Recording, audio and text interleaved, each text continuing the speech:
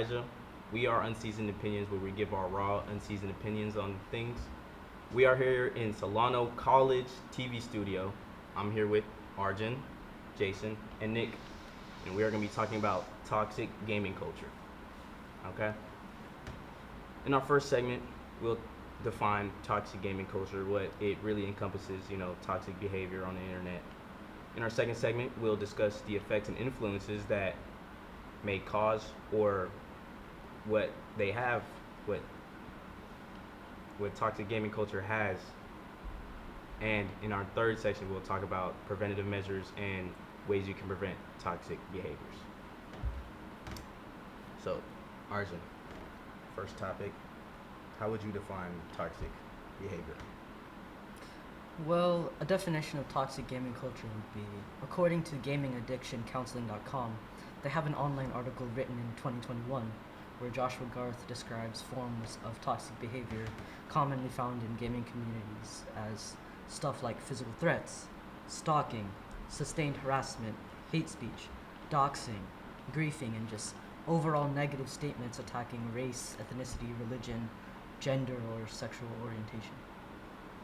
Yeah, I think, a lot of those are very serious offenses. I think that's on the higher level of toxicity in games. It definitely does happen though. Yeah. But do any of you guys have any experiences or remembrances of lesser levels of toxic gaming behavior?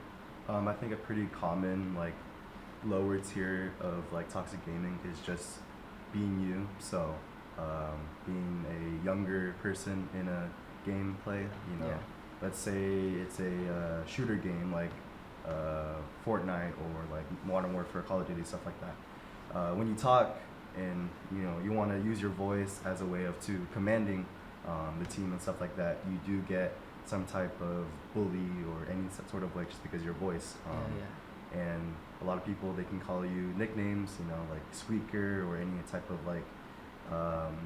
this that makes you pretty much not at the level of I'm a child versus older people who are playing video games and stuff. Yeah, it seems with a lot of things that people say on the internet, they're looking for any small flaw or difference that they have between you and them. Anything that they have above you, they'll be very critical about. Yeah, when you're a little kid, like you were saying, Nick, about a squeaker voice, it gets very old quick, because when you're young, you don't know how to brush things off very fast. So when you hear someone constantly saying, oh, your voice is annoying, that might just carry on into the real world. So when you're like, oh, I'm going to go play with these kids on the playground, you might think, if you're a kid, you might think, but what if they think my voice is annoying? Because you'll remember when that guy on the game said, be quiet, Squeaker, no one wants to hear you talk. And it's easily to think that it's not that major and you won't leave that much of a impact on that child. But like I said, when it's a child, it's a whole different scenario because they're not fully developed and they'll easily take something to heart while a teenager or an adult wouldn't. Yeah, kids are like sponges. They absorb everything. So something you're saying about a kid, they'll take that as face value and just believe that, They have no proof to prove it wrong. So it's And when you're really young too, it's kind of hard for you to defend yourself in a way. Yeah. So I remember when I was younger, I hop on the game, whatever it was, Halo or something like that. I talk and I use my voice and they say like what I said earlier, Squeaker, stuff like that, and I just leave the game. I'm not really too comfortable staying in that environment of people who want to bully me and use that toxic gaming type of environment, and I don't really want to associate with that. And as I got older, I still get that sort of mentality of, oh no, if I talk in this game, I'm gonna get bullied or something. But obviously now my voice is a little bit deeper. Of course, I'm a little bit older, I'm more mature. But you could defend yourself better. Yeah. You're more seasoned. But I still have that that thing in the back of my head of I feel like I might get bullied still, even though that was years past by. That's honestly facts. Like personally, I think it's just actually just so crazy that you'll see those kinds of things, like an adult or older person attacking a child. In real life, you won't see that kind of thing. In real life, they probably get their they probably get beat up or they'd start a fight with somebody Mhm. if you were an adult, grown person attacking a child in any way. And with like toxic gaming too, people really use it just for a pretty much as an advantage. I Yeah. would say a lot of gaming nowadays is very competitive. So you can name NBA 2K, Fortnite, CS:GO, all those type of games that has some sort of ranking system. People are very competitive and they want to use that type of mentality and stuff to gain that advantage with it's just maybe chatting on the voice channel, whatever, saying Yeah. very inappropriate words, just trying to give a more of a like a psychological advantage from the other team. And Yeah, it's to, kind of like goes back to UFC, like Josh Hokett, how he trashed toxic opponents throughout the game, flipping them off. Yeah. It gets in their head, so it really messes up their plans. So you could use that in a ranked game online Mhm. for your advantage, but then there's a point where it gets too far. Yeah. Yeah, where it's not about the competitive edge, Yeah. you know. And it's really crazy how this toxic gaming culture is ingrained in competitive gaming, and Mhm. how it's like some people just get on there just to blow off steam, just to release that onto Mhm. people on the internet. And yeah, just it being super ingrained into gaming in general is a good good segue to our next segment, the effects and influences of toxic gaming behavior. So obviously toxic gaming behavior is a big part of competitive gaming and just online gaming in general, and the effects and influences that it has on internet in general, but specifically gaming culture, is undeniable. And yeah, do any of you guys have any input on the effects and influences that gaming culture? Yeah, like we were saying earlier, it may not seem that serious, but you're not that person that's receiving the insults, so you can't really make a judgment about how serious they're gonna take it. And it's so easy to nitpick about someone's certain feature. Like on Call of Duty, as soon as someone hears a woman's voice, they go full throttle. They want to harass her any way possible. Like, oh, can I get your number? Or, gamer girl, you're horrible at the game. Get out of here. Yeah. And it's so simple. Such a simple insult can make someone feel less comfortable about their gender or sexual identity based off one person's input. And according to this article on UCSDGuardian.org by Raymond Tran that he wrote on March 6, 2022, they did a study and found out that 35% of people lie about their sexual identity online in fear of being harassed over it. So that just goes to show you that's about a third of the population that doesn't feel comfortable sharing their gender online because of people that just take it too far and you're a girl or either girl or boy. Yeah. Yeah, it's honestly the fact that, because most people when they hop on video games, like they spend their time and they spend their money into buying that game and playing it. Most people they're just trying to enjoy life. They're just trying to enjoy the game. And yet, when you have a toxic gaming environment, suddenly you're not welcome there anymore. You don't even want to play anymore. The fact that women, or just anyone in general, feels that they need to hide who they are in fear of judgment or criticism, Mhm. that's so very toxic and very negative and just bad in general. Yeah, and I know someone who is my cousin. She plays video games a lot, and she doesn't really like the current state of the gaming culture and stuff. So sometimes she doesn't even talk in the game. She might have to deeper her voice and maybe sound like a man or stuff like that. So it's kind of a way of kind of pushing her back of not being herself, which I feel like that's really a torn thing about what we said, toxic gaming, and with women and Yeah, and I got a little brother that plays online too. And at the start, it always seemed like he played with the same kid his age, because like he knew him on a name basis. And then a month later, I'd be like, "Oh, what happened to so and so?" And he'd be like, "Oh, we got into a big fight, and we just don't play with each other or talk anymore on the game." And it just seemed like that. It keeps happening every month. He finds a new group of kids to play with online, And then by the end of the month, he's not playing with them anymore because some big argument they got into. So it's just shows you how easy it is. And like I was saying, how to heart kids take something when they hear it from someone else. So, and it's so easy to become a toxic gamer yourself without realizing it. Yeah. Because you might just be trying to defend yourself against the harasser, but you don't know that you're starting to go too far. Because I've heard it from my little brother. He just started getting very, very mad on the game. Where I'd have to come in and be like, "You gotta chill out, dude. Yeah. You're like, either get off the game or stop freaking out." Because he gets so upset and belligerent over it. I think it's because a lot of things that happen on the internet in general, not just gaming, is just non-consequential. You could do almost anything you want, and none of it will come back to you. Yeah. Almost. In like gaming sense, you know, you're behind a screen most of the time. Sometimes you don't talk, sometimes you do.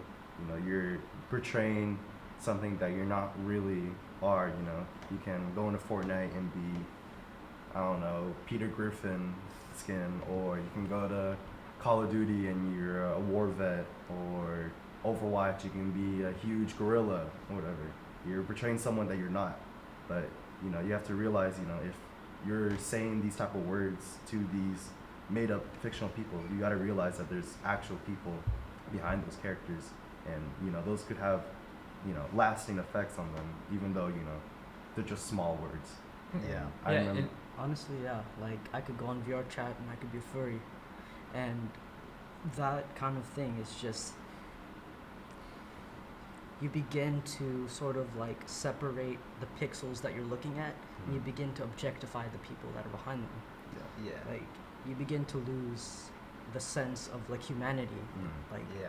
Especially with some games like Rainbow Six Siege, it's when everyone plays ranked on Rainbow Six Siege, so and part of ranked experience is just trash talking galore from both sides. So when you're exposed to it for so long, it gets to the point where you're like, oh, that's just the norm.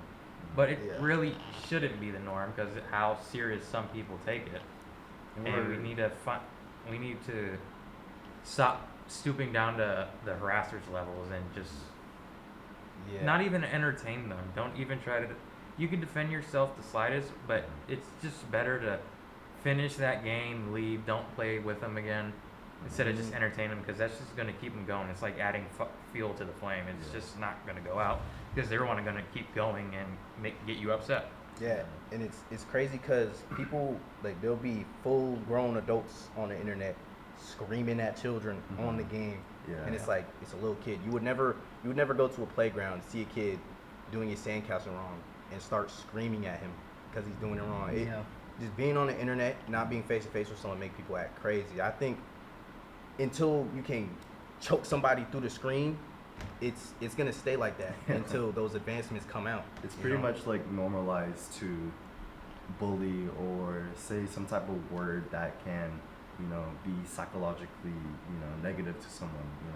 You know, I know it's the heat of the moment. You know, if you're losing, you know, you're gonna be like, oh, what are you doing? You're not playing this well. You're not playing that well. You're supposed to call out stuff, blah blah blah. But it's still the same thing, even when it's positive.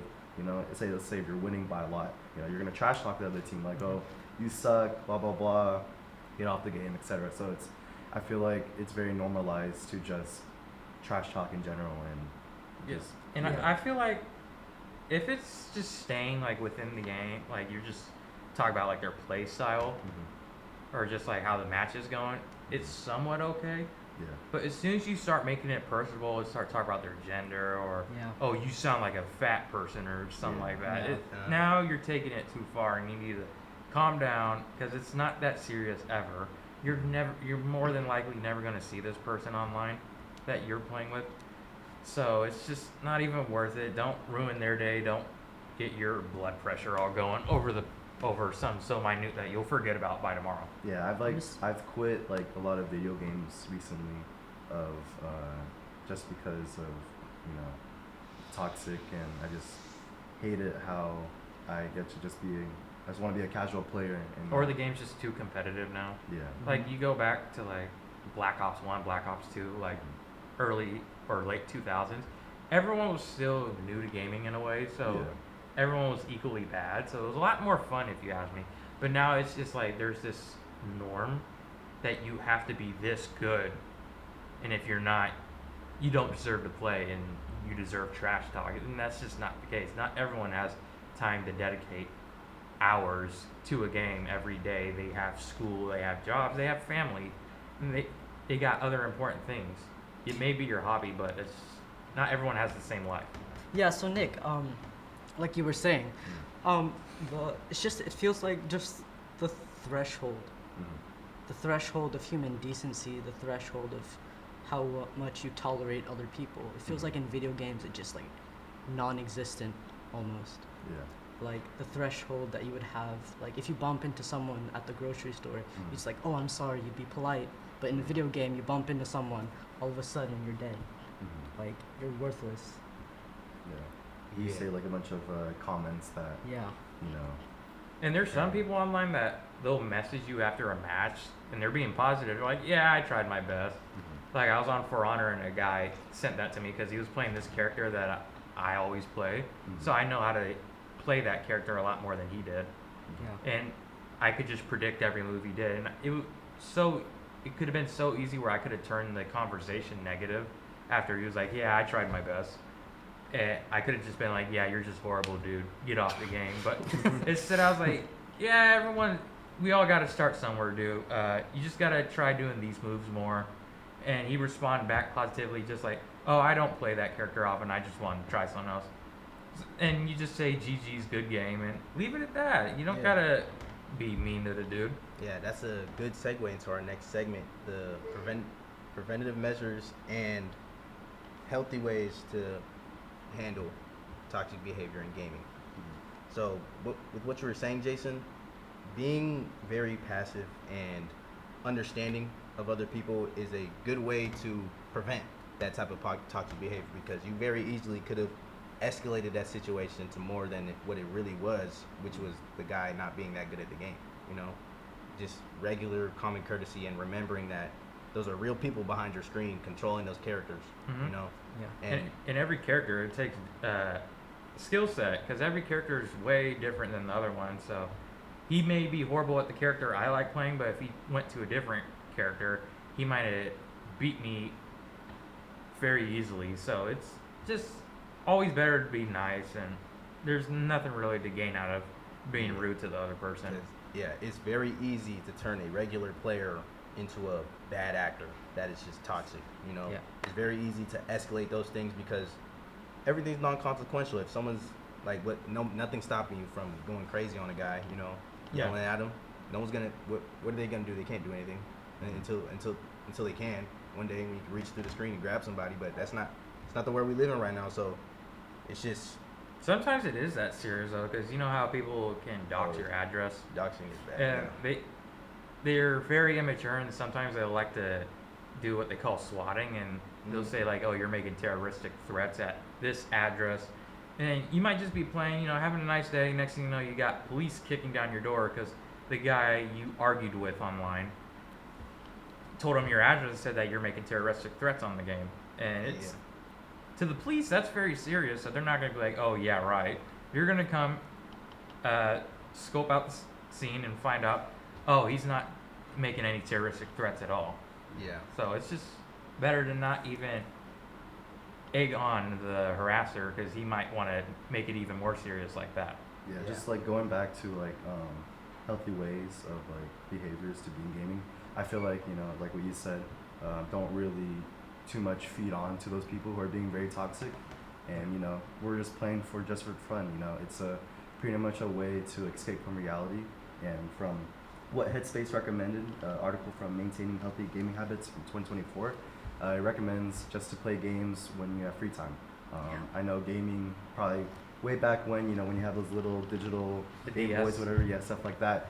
Those were very luxury items that people, you know, used to, you know, escape from reality. Yeah, because they didn't have like events like Call of Duty or Fortnite nowadays. Everything has a battle pass, and it's like, oh, you gotta unlock all these things by 50 days or you're never gonna get it again. So you get that feeling of that you're gonna miss out if you don't unlock it. So the game doesn't become a leisure or a hobby. It becomes more like a job, or like, oh, I gotta unlock this, I have to, when you really don't. We do have to realize that many of these people, just including us as well, that these games are really just pretty much a way to spend our free time, escape from reality, and just be ourselves. And like, I have so much going on with my life. I have work in the morning, I have class, maybe some type of gym or doing something with my family.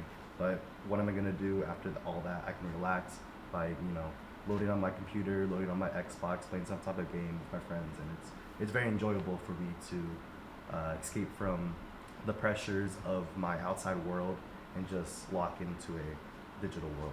Yeah. I think seeing gaming as a privilege instead of an obligation to hop on will really help with you being in your best headspace and with handling, any type of discourse you have with any other people on the internet.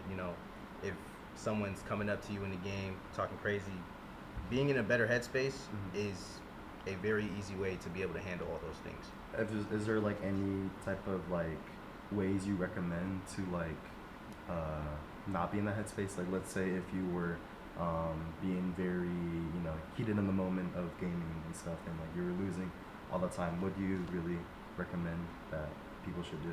I recommend taking a step back and realizing that it's a video game and it's not real. You're not gonna die, you're not gonna lose your house, you're not gonna break your leg. Take a step back, take a deep breath, and just chill out. Yeah, it's very Yeah, easy honestly, to get it. Yeah, I agree with Elijah. Yeah. And like you were saying, Jason, just having that kind of self-awareness in your surroundings and what you're doing, it doesn't only apply to just playing video games, but just in real life in general. Having that self-awareness of yourself, how you're feeling, your internal headspace, your emotions, and just understanding how your actions, things that you say, the things that you do, how that affects the people around you. That it can be a really big part in being able to have a better atmosphere and environment when it comes to video gaming in general. Like your story with the way that you acted with the guy during For Honor, your actions and having self-awareness of how he's just trying to play the game, of how you're going to be understanding of him, just those small things, even though like you probably never see him again, how does your conversation one-on-one with him, how does that affect the community as a whole? But what if everybody does that? Like, not just within your one-on-one conversation with him, but everyone But within like the in team community. modes or Yeah.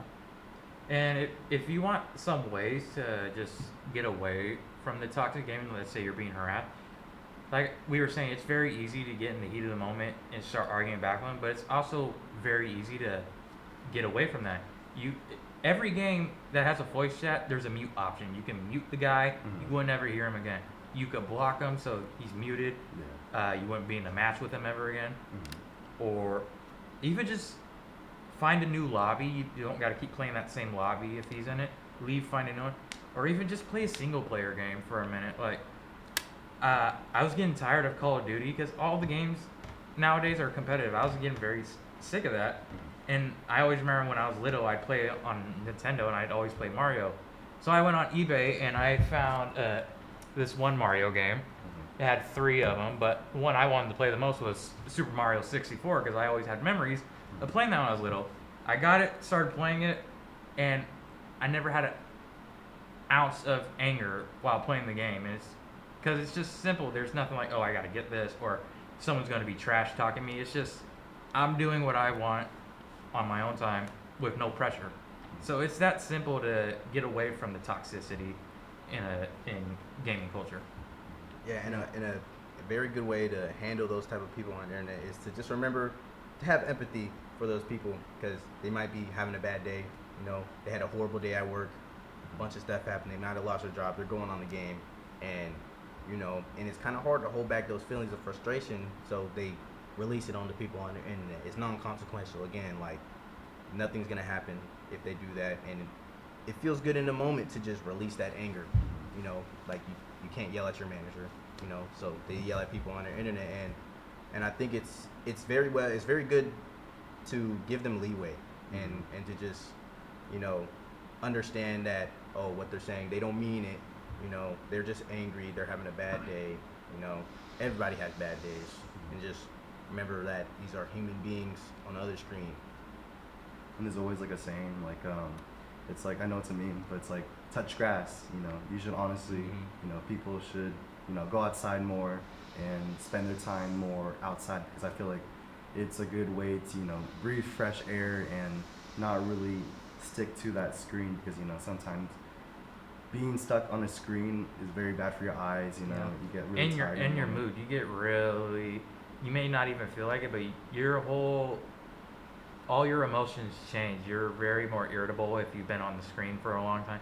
Yeah. Science shows, like you were saying about touching grass, going outside, being in the sun, is like a natural dopamine experience. So it's very easy to go outside, calm down, and you'll realize like how nice it is, how stress free it is compared to being on the screen. Like, I can't be on my phone at night for more than 15 minutes because it's so close up and I get a headache and I'm very irritable.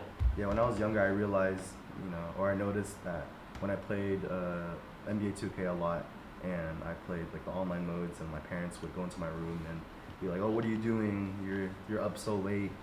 I get mad at them because I'm stuck to that gameplay, and I want to win. But as I got older, I feel like I more matured and realized that I shouldn't be doing that. There's more to life than just a screen. And just winning, I don't know, some type of digital currency. It's gonna be digital no matter what. Yeah. You're not gonna hold a rank in your system. You're not gonna hold a skin. You're not gonna hold anything. Unless it was like a professional gaming league. Yeah. You're not in a professional gaming. Everyone's playing for casual. Yeah. People spend their money. Let's say maybe $60, $70 for a video game. Video games are really expensive now. And then you got all the add-ons in the game. It adds up. That's why I got tired of games a little bit. Like curtain games that we got coming out, like Call of Duty every year. It's the same thing. $20 for a skin. You don't unlock anything anymore. Meanwhile, old Call of Duties or old Halos, if you performed very well, you get this awesome skin, and you worked for it. You felt an achievement. But now you can just, here's $20. I have this. It's not as rewarding, so you easily get sick of the game quick. Yeah, definitely. In toxic atmospheres, if you spend too much time in them, it's very easy for things to become psychologically, mentally, physically meaningless. It becomes very easy for things to become very hard, and it affects you just overall. And it really speaks to the fact that if you're going to be playing video games, you don't just treat others with respect, but you have to treat yourself with respect as well. You have to be able to take care of yourself. Yeah, I think with a lot of the microtransactions that happen online, people pour so much money into the game that they can't not take it seriously. Yeah. There's no way that they can take it lightly because, I blew $100 on this game. I gotta play it. Yeah, and I was saying about the battle passes, it's like, I have to unlock this, so you just keep dedicating. Yeah. Like you were saying, people take it serious because video game companies made it that serious. Mm-hmm. And if it reverted back to you just unlock this anytime. Yeah. In your free time, just whenever you have the chance, people would calm down a lot. But that's not the path it's gonna go, unfortunately, because they're making too much money off just $20. Here's a skin. Yeah, you just have to realize that we all spent that money on that game. We're not really buying this game to go professional. Most 99.9% of people are playing this game just for fun. Yeah. It's a cool game that everyone wants to play. There's so much hype to it. Why become toxic and become pretty much not really a good person in a sense, and just not treat everyone the same? Yeah. Why would you want to be treated like that in the game? Probably not. So it doesn't make the game enjoyable. Why would you? It's too many add-ons. The money and stuff. And like I was saying, just to avoid the toxic gaming in general, you could honestly just play a single player game. Like, I've downloaded about 4 old Need for Speeds. All Need for Speed, right? Yeah. They're great games. I'm playing them single player, not online, and I'm just having a fun time. Or the old Arkham Batman trilogy. It's just single player. It's good story, keeps your interest, and you're not getting mad at someone else or someone's getting mad at you for a mistake you made. You may lose the fight in the Batman game or the race in Need for Speed, but it's, I'll just try again. You got no pressure like someone like, you suck, you made us lose the game. It's just fun. So Yeah, it's very easy to stay away from toxic behavior. Just don't fall into it. Leave the game if someone's being toxic, or play a different game that's single player where isn't much Yeah. competitive. I really like those solutions where taking back, touching grass, all of that. I feel like those are very good solutions for toxic behavior. It's a good segue to, well, speaking of touching grass, that was our podcast on toxic gaming culture. This was Elijah Dillard with Unseasoned Opinions, and with Arjun, Jason, Nick. Thank you for watching.